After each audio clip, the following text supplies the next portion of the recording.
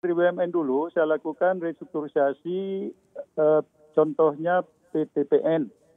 Ada 14 perusahaan perkebunan, kita mencoba holdingkan menjadi satu. Itu timbul juga pro kontra, baik yang eksternal maupun internal. Eksternal ini kadang-kadang ada kepentingan, satu sama lain ingin supaya lahan bisnisnya atau sebagai vendor dan sebagainya tidak terkurangi atau terhapus. Internal pun kadang-kadang ada manajemen atau kepengurusan yang tidak bisa memahami secara kepentingan jangka panjang. Berkurangnya posisi, hilangnya jabatan dan sebagainya. Itu terjadi. Tapi bagaimana mengatasi itu? Semuanya tergantung pada komunikasi.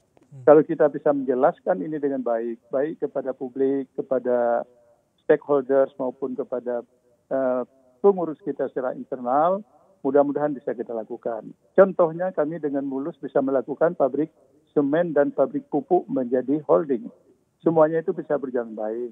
Tapi memang resistensi selalu ada. Oleh karenanya saya kira seperti zaman sekarang Pak Erik Thohir dan dengan dua wamennya komunikasi yang dibangun cukup bagus. Apalagi beliau seorang media. Saya kira ini akan melancarkan proses restrukturisasi tersebut. Tergantung sekali pada kemampuan kita meyakinkan dan urgensi atau alasan yang melatar belakangi kenapa sesuatu atau sekelompok BUMN itu mesti dirisrap.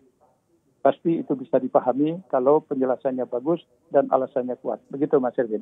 Baik, jadi Anda melihat Pak Mustafa sekarang progresnya benar-benar sangat berarti dari sisi komunikasi dan sebagainya, sehingga bisa kita nantikan ini akan lebih mulus dan lancar jalannya Pak ya, untuk restrukturisasi dan pemangkasan BUMN, kalau kita bandingkan dengan era-era sebelumnya. Setuju. Tadi Mas Erwin mengatakan dalam tempo singkat, katakanlah baru 6 bulan, kepengurusan Kementerian BUMN sekarang sudah bisa merestruct sekitar 35 perusahaan. Dari 142 BUMN ketika saya dulu di kementerian, sekarang tinggal 109 ya, atau 107.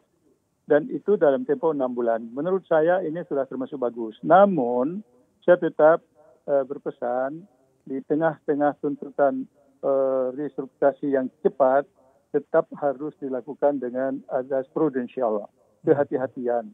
Karena masing-masing BUMN itu kan punya karakteristik, punya tupoksi yang khusus, ada yang tidak bisa digabung, ada yang harus justru disupport untuk lebih mandiri, seperti misalnya peran Bulog, peran kereta api Indonesia, dan lain sebagainya, itu harus dipelajari satu persatu sesuai dengan karakteristik atau peran tupoksinya masing-masing, terutama dalam PSO, Public Service Obligation, seperti halnya PLN dan sebagainya.